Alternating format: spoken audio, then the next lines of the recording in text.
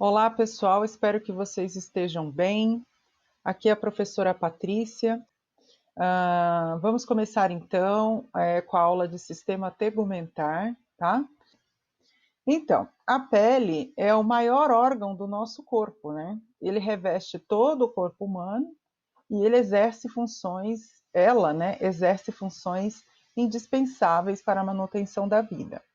Uma pele, gente, ela reflete o quão bem de saúde você está, tá?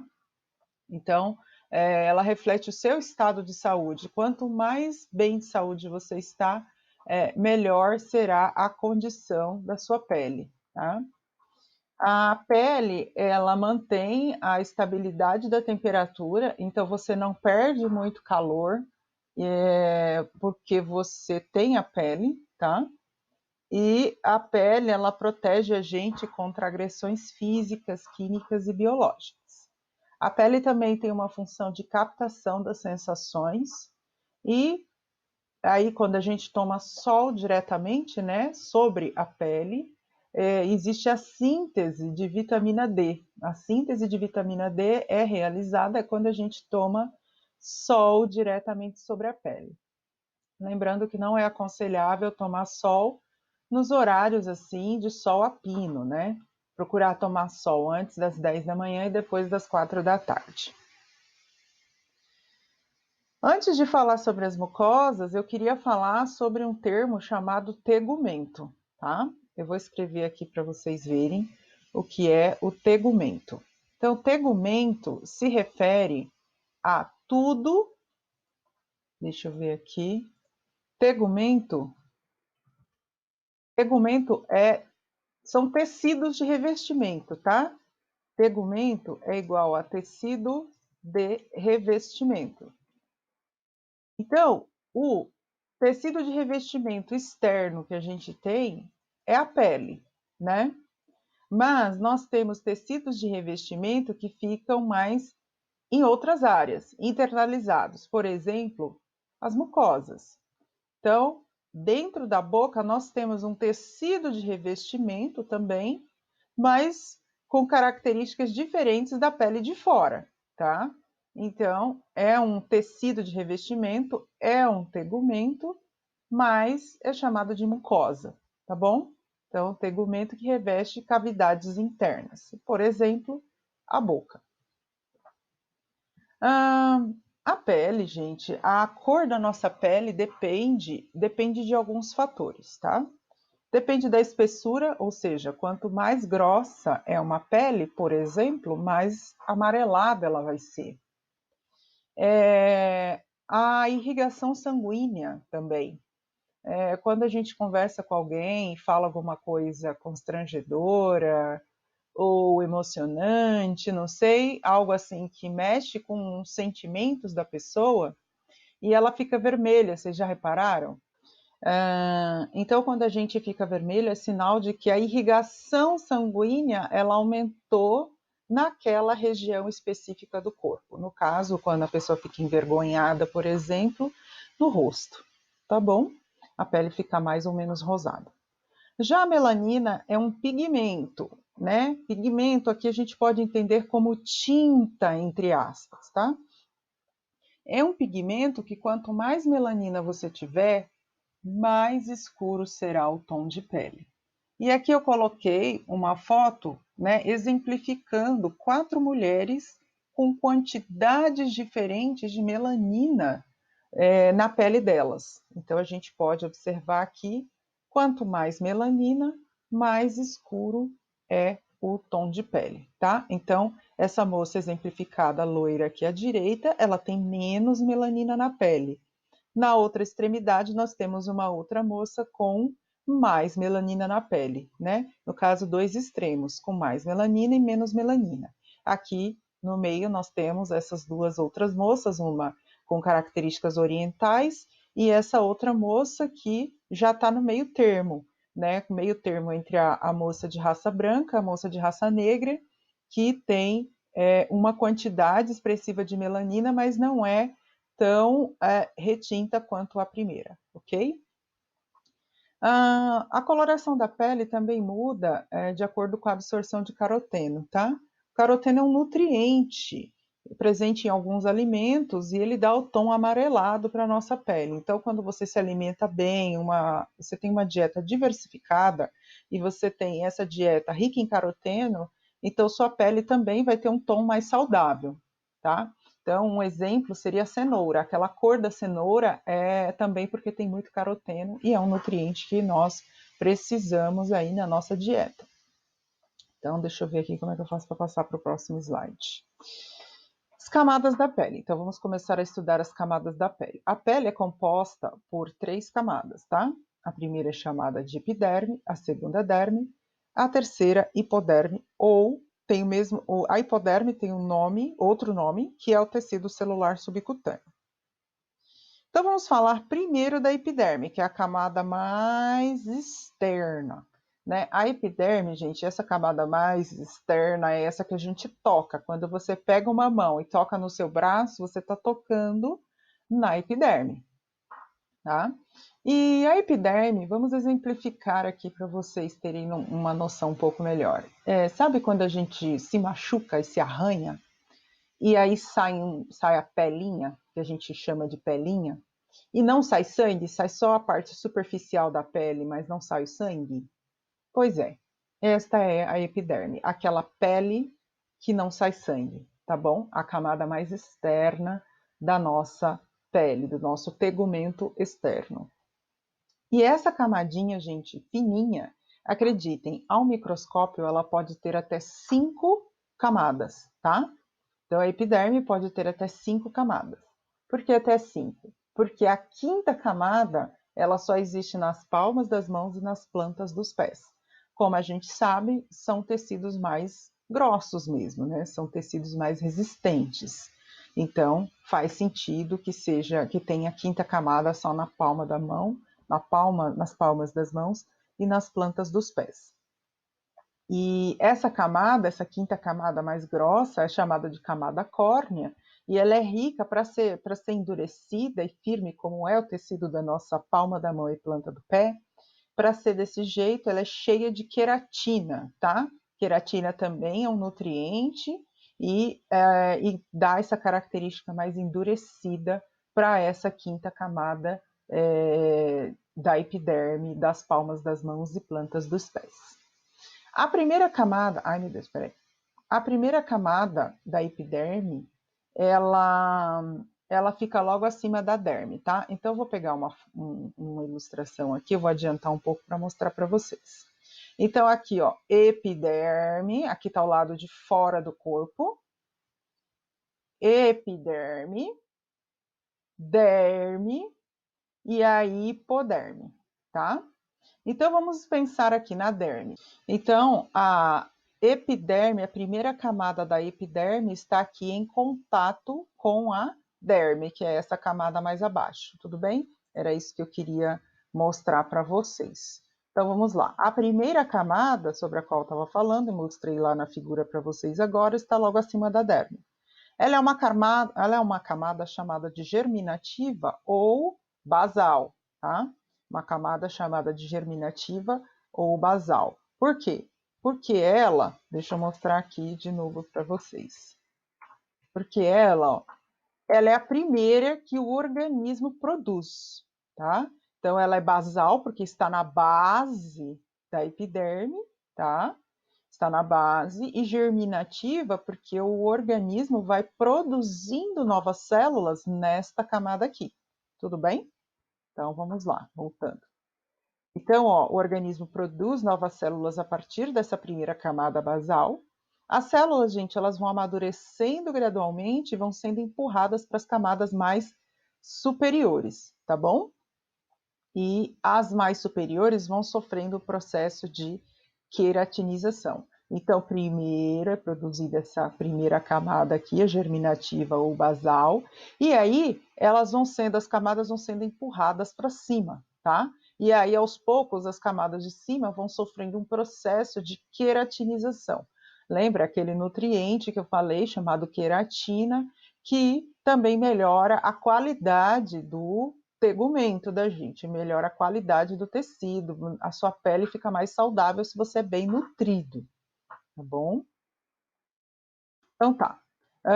Vamos para o próximo. Isso torna as células mais resistentes. Olha lá que eu falei da queratina.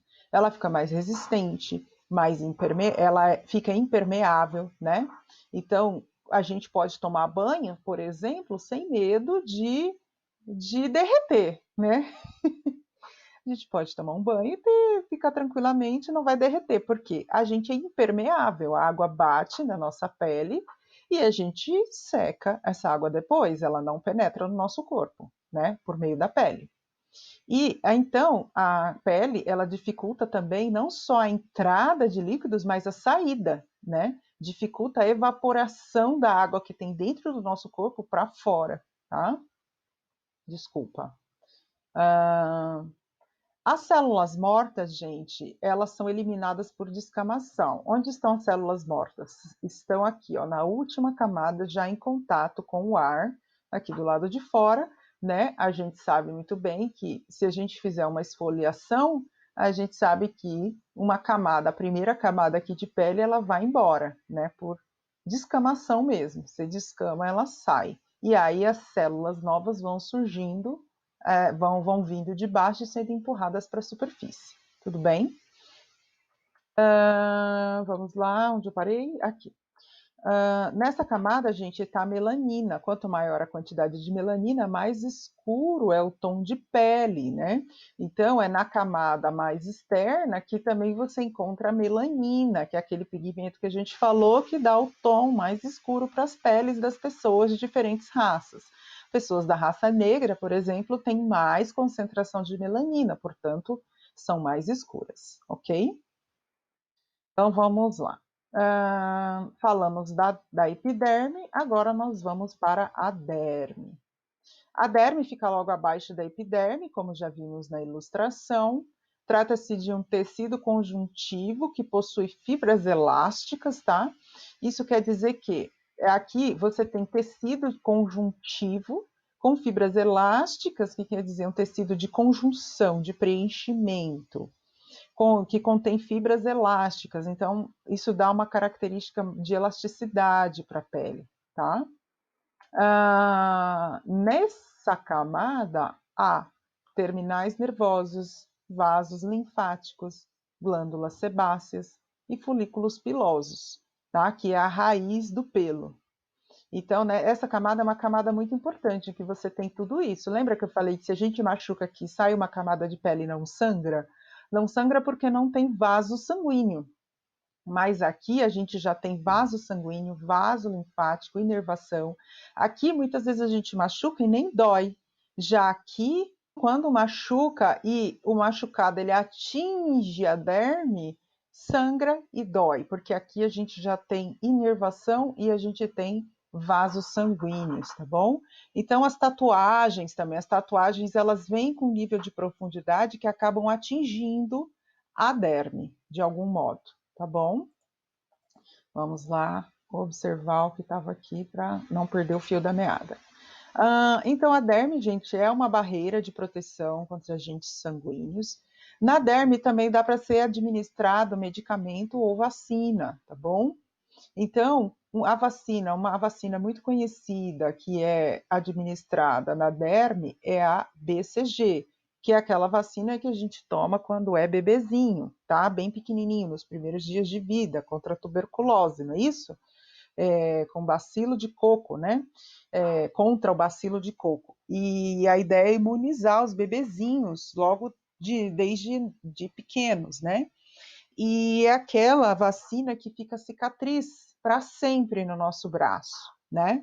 Então, a BCG, ela é administrada aqui na derme. A agulha tem que ser bem fininha e ela tem que ser colocada de uma maneira bem delicada, porque aqui o desenho está grande, mas na vida real, a olho nu, isso aqui é muito fininho, né? É só pensar que tudo isso que está sendo mostrado aqui, ó, na epiderme do desenho é aquela camadinha de pele que não sangra quando a gente se machuca. Então, imagina, você tem que introduzir a agulha embaixo dessa camadinha de pele para injetar a vacina aqui, tá? Essa é uma vacina que vocês podem fazer quando vocês forem profissionais, mediante treinamento, tá? Então, tá bom. Estudamos a derme, agora nós vamos estudar a hipoderme ou tecido celular subcutâneo. A hipoderme fica abaixo da derme e existe um tecido conjuntivo aqui na hipoderme, tá vendo? Um tecido de preenchimento, só que é um tecido do tipo gorduroso. É uma camada de gordura que nós temos embaixo da derme, tá? Funciona como uma reserva calórica, então quando a gente engorda, a gente percebe que várias partes do nosso corpo elas ficam maiores e vai juntando gordura exatamente nessa camada aqui, vai juntando gordura na hipoderme, tá? A hipoderme também serve como uma almofada, tá? A ideia é deixar você mais fofinho, digamos assim. É um, é um tecido adiposo de proteção, tá? Contra o frio. A ideia é te proteger contra o frio. Mas atenção, gente, não vão interpretar que os gordos não sentem frio, tá bom? Então, tenham bastante cuidado com isso na hora da assistência, porque isso pode se configurar como uma discriminação.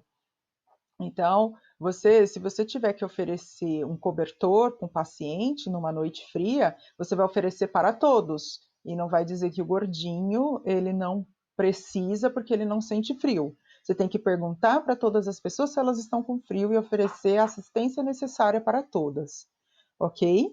Então tá.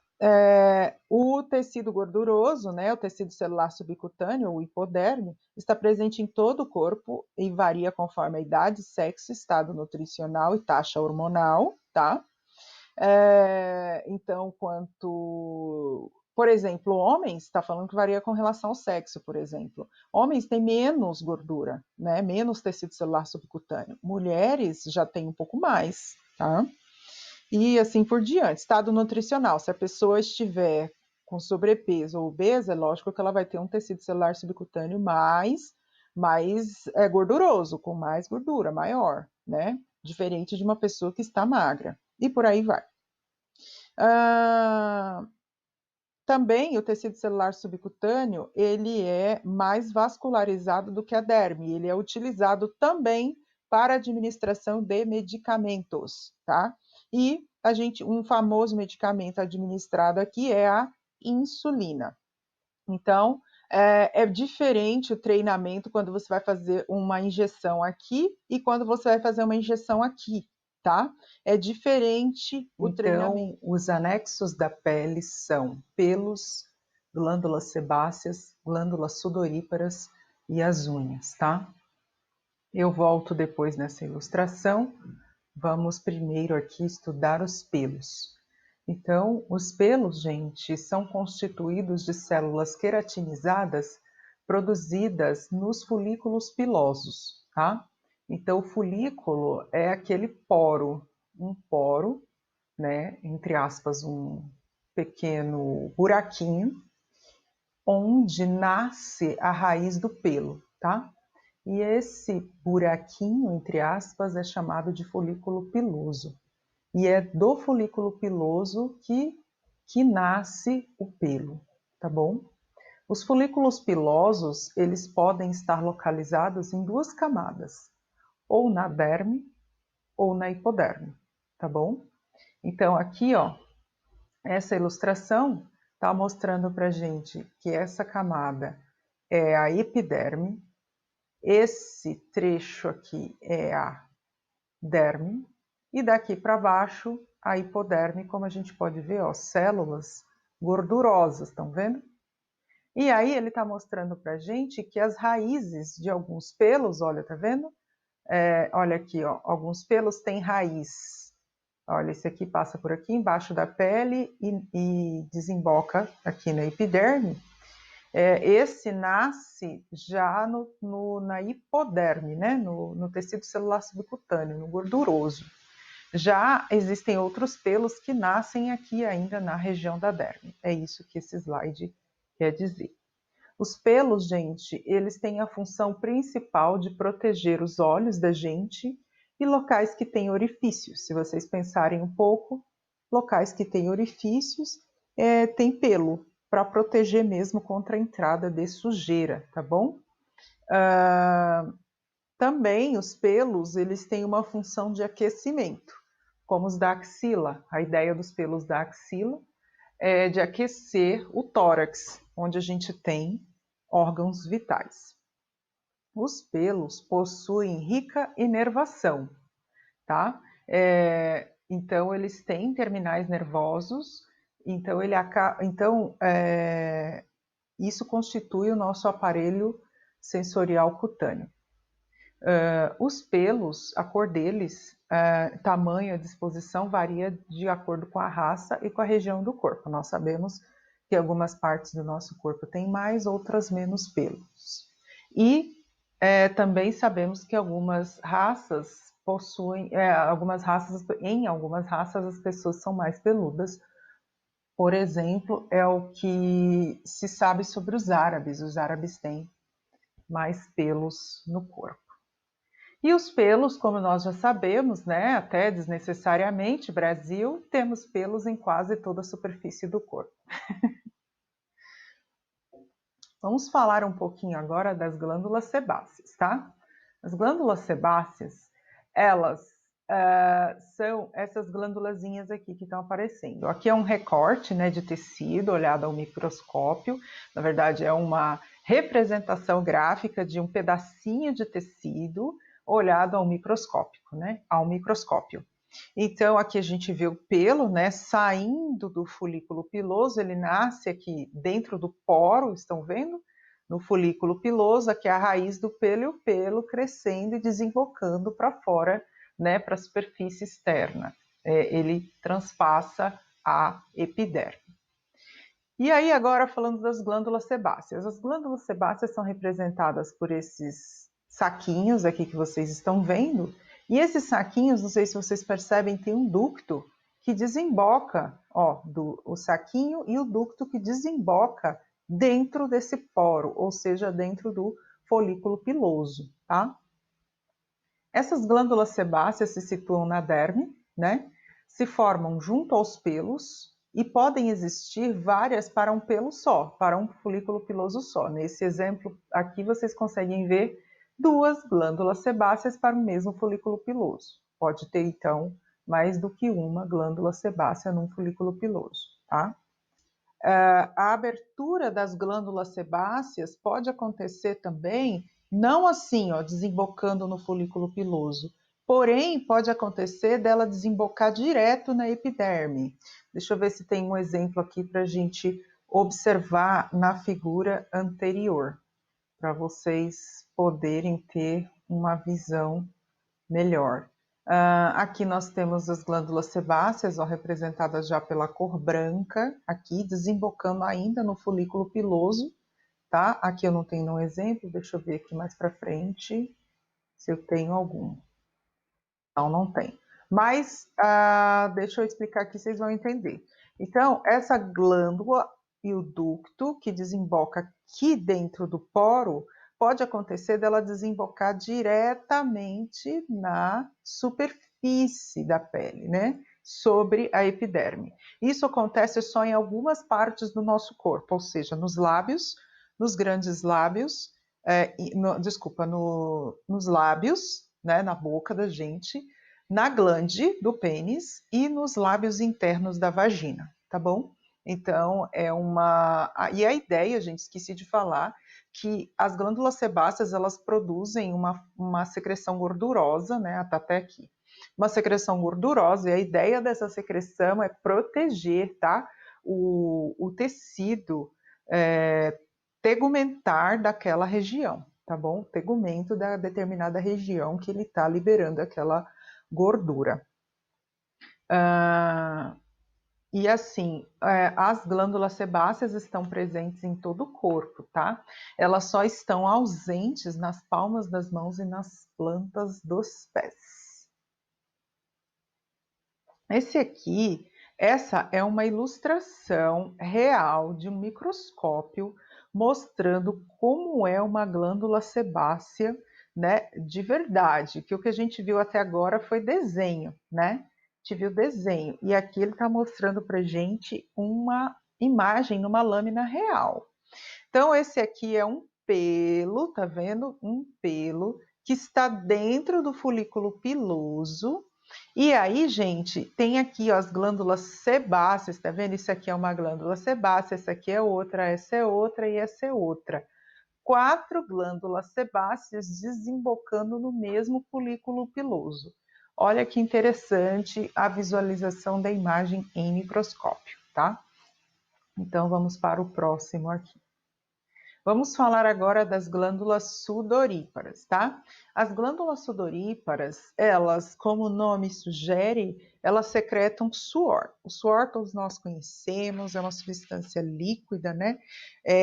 Com sabor aí, quando a gente sente uma gota de suor chegando à nossa boca, a gente pode sentir bem o gosto salgado, né? Porque ela é cheia de sais minerais como sódio, potássio, cloro, amônia, ácido úrico. A quantidade de proteína, gente, presente no suor, ela é bem pequena. Mas as glândulas sudoríparas, elas são abundantes, tá? Numerosas nas palmas das mãos e nas plantas dos pés. E nesses lugares, elas abrem-se diretamente na superfície. Quando, gente, o suor atinge a superfície, a ideia do suor, para que existe o suor? É para diminuir a temperatura do nosso corpo, tá? É por isso que quando a gente está com calor, a gente sua. A ideia é que essa água escorra na nossa pele e nos ajude a abaixar a temperatura do corpo, equilibrando a temperatura corporal, tá bom? O suor também secreta alguns metabólitos que o organismo não usa mais. Então, ele acaba tendo essa função secretora também, tá? Então, vamos para frente aqui. Deixa eu ir para o próximo slide. As glândulas sudoríparas, elas têm algumas divisões, tá? Assim como as sebáceas, elas podem desembocar, olha aqui, a glândula sudorípara já representada diferente, ó, tá vendo? Essa daqui é uma glândula sebácea, tá vendo? Isso aqui já é uma glândula sudorípara, parece um novelinho, né? Então, essa glândula sudorípara está desembocando no folículo piloso, ou seja, no poro onde o pelo nasce, e essa glândula sudorípara, ela já desemboca direto na superfície da pele, vocês estão vendo? Então, são glândulas sudoríparas diferentes, tá, gente? Vocês estão vendo? Essa daqui que desemboca no folículo é chamada de glândula sudorípara apócrina. E essa que desemboca na superfície corporal é chamada de glândula sudorípara écrina. As apócrinas, gente, essas aqui que desembocam na raiz do pelo ou no folículo piloso, elas estão principalmente na região axilar, na região perineal e na região pubiana, tá? Elas estão muito submetidas a estímulo emocional. Então, se a gente, eu acho que vocês já podem se lembrar disso, se você sente vergonha em alguma situação, você sente calor e você sua, não é? Então, e aí isso é um estímulo emocional que faz a produção de suor aumentar naquele momento, e a gente sente a liberação mesmo de suor em região axilar, por exemplo, tá bom? Gente, o suor, por mais incrível que pareça, o suor não tem cheiro, tá? O suor é uma substância viscosa que não tem cheiro. O cheiro, ele é produzido principalmente por causa de micro-organismos que a gente tem residentes aqui fora, na superfície da pele, que aí quando eles se misturam com o suor, geram um odor que muitas vezes é desagradável. Mas na produção dele aqui, ele não tem cheiro, tá bom? Então vamos para o próximo slide. Aqui é mais uma ilustração mostrando aqui, aqui é uma superfície, né, de uma pele, uma epiderme. Aí está mostrando para a gente 2 pelos saindo dos seus respectivos folículos pilosos. Aí está mostrando para a gente glândulas sebáceas, né, anexas aqui ao pelo. E aí está mostrando uma glândula sudorípara apócrina que desemboca no pelo, no folículo piloso. E nós temos uma glândula sudorípara écrina que desemboca direto na superfície, né, no poro que vai direto para a superfície. A glândula sudorípara écrina, em alguns lugares, e eu coloquei de propósito essa ilustração aqui, para vocês verem que ela também pode ser encontrada com o nome de merócrina. Tudo bem? Vamos para o próximo, então. Outro anexo da pele, gente, vamos falar desse novo anexo da pele, ou seja, as unhas.